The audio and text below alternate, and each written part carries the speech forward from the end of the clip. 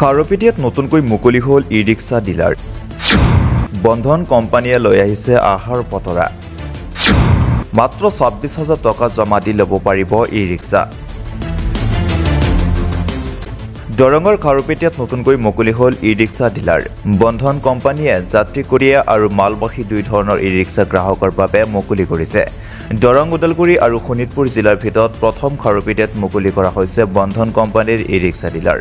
অন্যান্য ই-ৰিক্সাৰ তুলনাত এই ই-ৰিক্সাৰ খৰচ কম আৰু সুবিধা অধিক। চাৰ্জাৰ ২ বছৰ আৰু বেটাৰী ১৫ বছৰ গেৰাণ্টি পাব। পুৰণি ই-ৰিক্সা জমা দিও ল'ব পাৰিব নতুন ই-ৰিক্সা।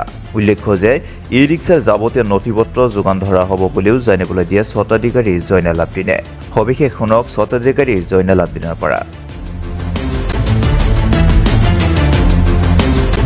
আমাৰ দোকানখনৰ নাম হ'ল মনিৰুল ট্ৰেডিং আৰু আমাৰ এইখন কোম্পানীটোৰ নাম হৈছে বন্ধন আৰু ফায়াৰফক্স। এই দুটা গাড়ী আমি ইয়াতে আৰু ৰটাৰো আছে। ৰটাৰো বন্ধন আৰু ফায়াৰফক্সৰ ভিতৰত হয়।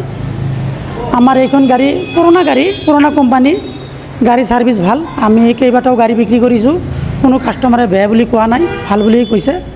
আমি আজি এইখন ডিলাৰ নতুনকৈ অপেনিং কৰিছোঁ, আজি কৰিছোঁ। গাড়ীটোৰ ছাৰ্ভিচ ভালেই, ফাইনেন্স আৰু এক্সচেঞ্জৰ দুয়োটা সুবিধা উপলব্ধ।